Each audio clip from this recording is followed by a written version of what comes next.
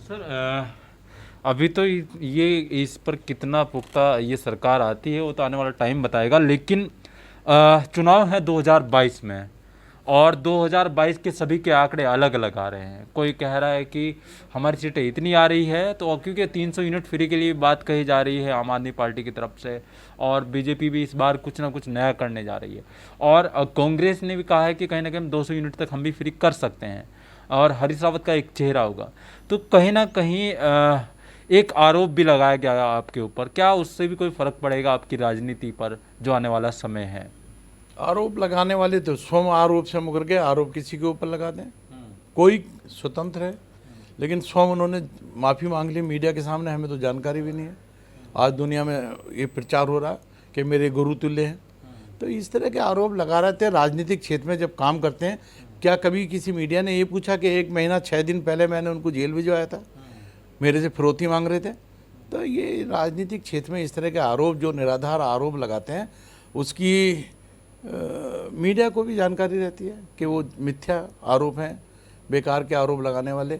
लेकिन जहाँ तक विकास की बात है, पुष्कर सिंह धामी जी के नेतृत्व के अंदर उत्तराखंड के अंदर जो हमारी सरकार है वो निश्चित रूप से 60 से अधिक सीटें जीत कर लाएगी। बाकी जो लोग सपना देख रहे हैं, हमारी करनी और कथनी में कोई अंतर नहीं है। भारतीय जनता पार्टी जो कहती है वो करती है, और जो मुद्दे हैं वो हमने लगभग 95% पूरे कर दिए हैं। अपने एजेंडे पर हम पूरे हो गए हैं।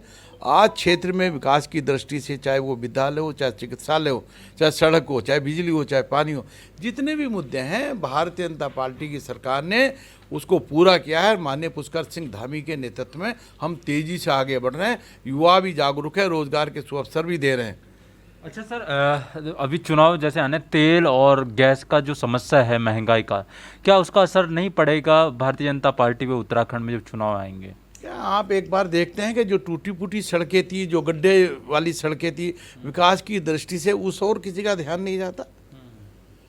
रोजगार में कितनी वृद्धि हुई, इस पर ध्यान नहीं जाता। तेल और डीजल और पेट्रोल की बात करते हैं। महंगाई को देखें, महंगाई दर पहले के मुताबिक कितनी घटी है, कभी ये देखा?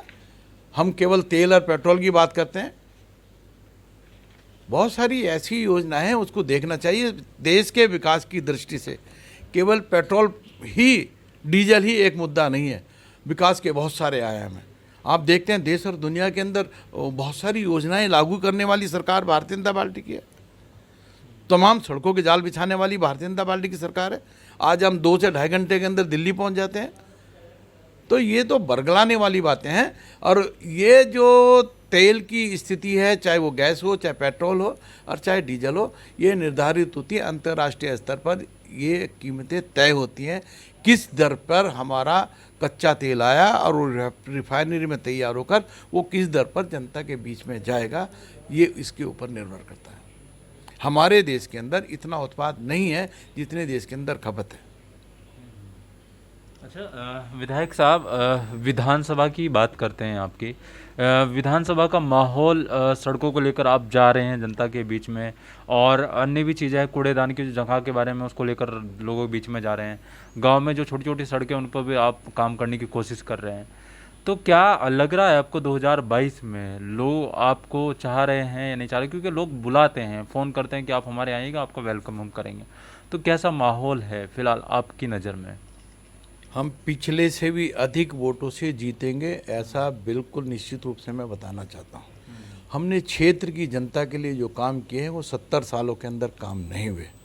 हमने वहाँ पर भी बिजली पहुँचाने का काम किया जहाँ आज तक आज़ादी के बाद किसी ने झांका नहीं था। टांडा, जो हमारा टोंगिया गांव है, हरिपुर टोंगिया गांव है, ऐसे ऐसे स्थानों पर जो जंगल से लगभग अंदर, जंगल राजाई पार्क के अंदर था, हमने 200 परिवार वहाँ रहते थे, उनको सबको सौर ऊर्जा उपलब्ध कराई है। उनके लिए जल के पीने की पानी की व्यवस्था कराई है ताकि वो भी मानवीय जीवन जी सकें। ऐसी बहुत सारी दिक्कतें हैं। हरिपुर टोंगिया है, और टोंगिया गांव को हमने राजस्व गांव बनाने का काम किया। हमने जनता के दिलों में बसने का काम किया है। अपने मेहनत पर, सरकार की नीतियों पर आज माननीय मुख्यमंत्री जी ने पिटारा खोल रखा विकास की दृष्टि से। जहाँ सड़कें नहीं है, सड़कें जो बची हैं उनको बनाओ। जहाँ बिजली नहीं है वहाँ बिजली, जहाँ पानी की व्यवस्था है वहाँ बड़े बड़े टैंक लगाओ, हर घर को जल हर घर को नल। ये माननीय मुख्यमंत्री जी की सोच है, प्रधानमंत्री की सोच है। इसलिए मैं कहना चाहूँगा हम विकास की दृष्टि से बहुत आगे हैं और निश्चित रूप से मैं इस बात का दावा कर सकता हूँ कि हमने कोरोना काल के अंदर सब लोगों की सेवा की, चाहे वो ऑक्सीजन का मामला हो, चाहे भर्ती करने का मामला हो, चाहे वेंटिलेटर का मामला हो, चाहे किट बांटने का मामला हो, हमने उस पर तेज़ी से अपनी प्रगति की है। और हम चाहते हैं इस उत्तराखंड के अंदर हम पिछले 3 वर्षों से लगातार नंबर 1 पर चले आ रहे हैं।